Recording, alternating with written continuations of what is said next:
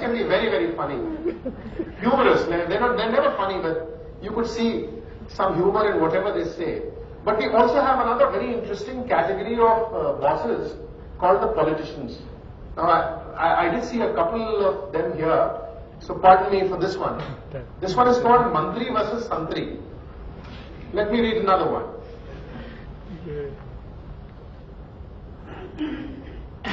Over the years spent in public service, I have realized that politicians love attention and they love cops. Surprise. Here's the reason.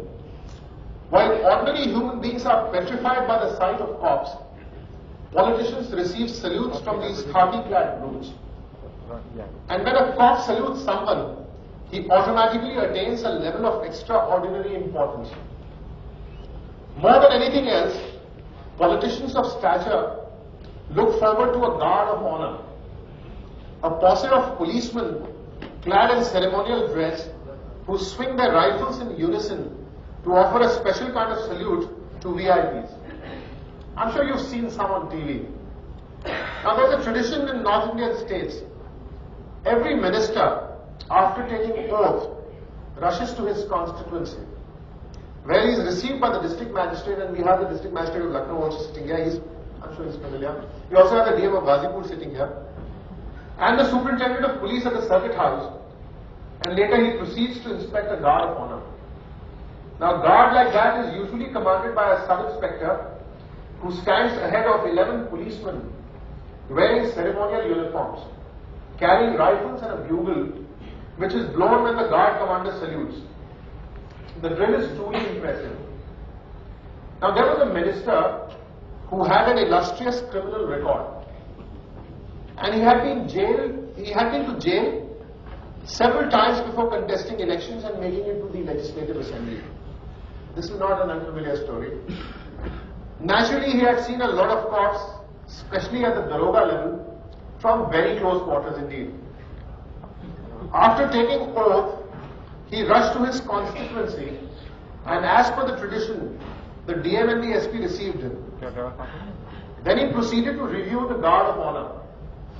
An exceptionally tall, tough-looking sub-inspector who roared like a lion and excelled in drill had been handpicked to be the guard commander.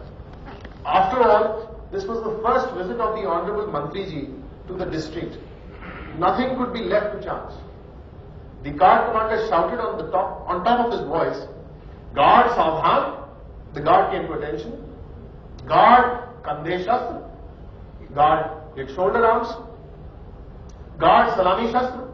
The guard presented arms. Mantriji returned the salute and permitted dispersal. The guard commander roared, "Santri khada hai, baki guard decided jan."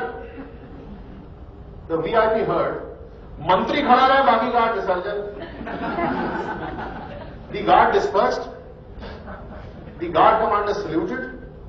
The VIP responded, but then he was surprised to see the Honorable Minister still rooted to the spot. The DM and the SP were clueless. But if the VIP deigned not to move, how could they? The guard commander froze in attention. Poor chap. Suspecting a faux pas committed during the drill that had been noticed by the VIP. He expected admonishment. A full minute passed. DM Sahib couldn't take it any longer. After all, he had arranged high tea for the minister. He mumbled, "Sir, shall we proceed to your room for some refreshments?" The brand new Mantriji with a shining criminal past required, "But Daroga ji has ordered that I stay."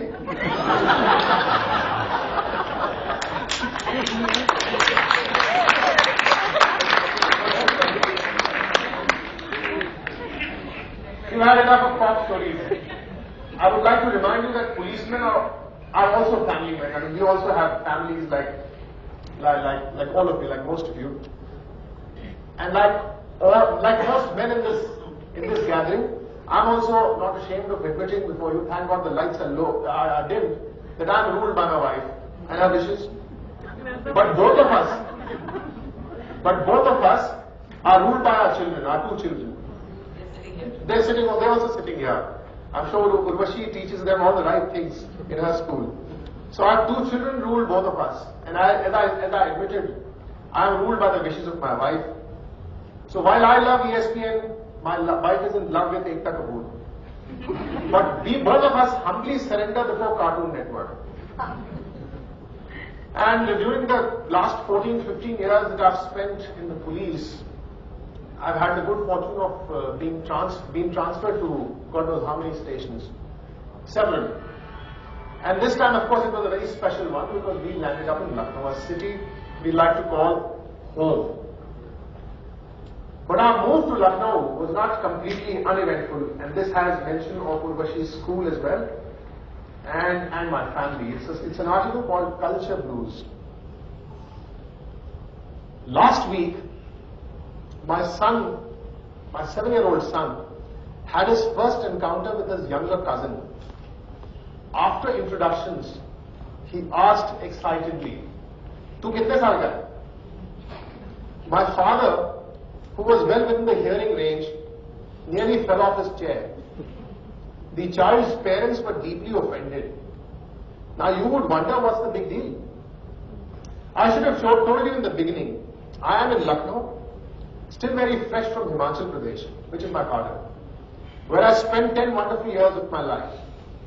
Both my children were born there, a place where people are simple and the language, well, very different from here. Any place north of Delhi, and Said Bhai is nodding, little kids would normally talk the way my children do, but not here in Lucknow, where parents use aap while talking to their children. Tum is seldom used, and tu amounts to a little worse than an abuse. So my kids are having a terrible time unlearning the basics about their mother tongue, or their father's tongue, as my wife now likes to say. The other day, their school teacher, I don't know which one, summoned my wife. She wanted to know from where we were. The reason again was the seemingly rude language that our children used in school. More than the language, we have problems adjusting to the gentle culture of Pehle Aap. My children were born and raised on a strata, Pehle Main. Well, I wasn't born in the hills, neither was my wife, but a nice job in khaki uniform took us to that part of the country we still prefer to call home. Before life in khaki, my parents had made sure that I was a product of gentle, refined Lucknowi tehzeeb. But 10 years of simple, straight-talking Pahari life can really change things. And my children have known nothing else. So frankly, let me confess, we are still struggling to get used to the life here. We still can't say yahan wahan when it is so easy to say idhar udhar. We can say aap karoge very easily, but have to make one hell of an effort to say aap kijiyega. And above all, we just can't say ji haan, and instead prefer a straighter hanji. My father is shattered. Generations of cultured upbringing have been frittered away. He can't bear to see his grandchildren speak the way they do. He started working hard to introduce some refinement into his future generations. And he makes it a point to do aap janab to them all the time. And my children seem to respond well to these sessions of haute couture. But they still feel very comfortable and natural with their tu-talaq when far from their grandpa, especially while talking to each other. Only time will tell which culture will finally prevail. For our part, we still miss our hills. But I guess we'll fare well in Lucknow. And when we are ready to leave from here, I wonder what we'll be like.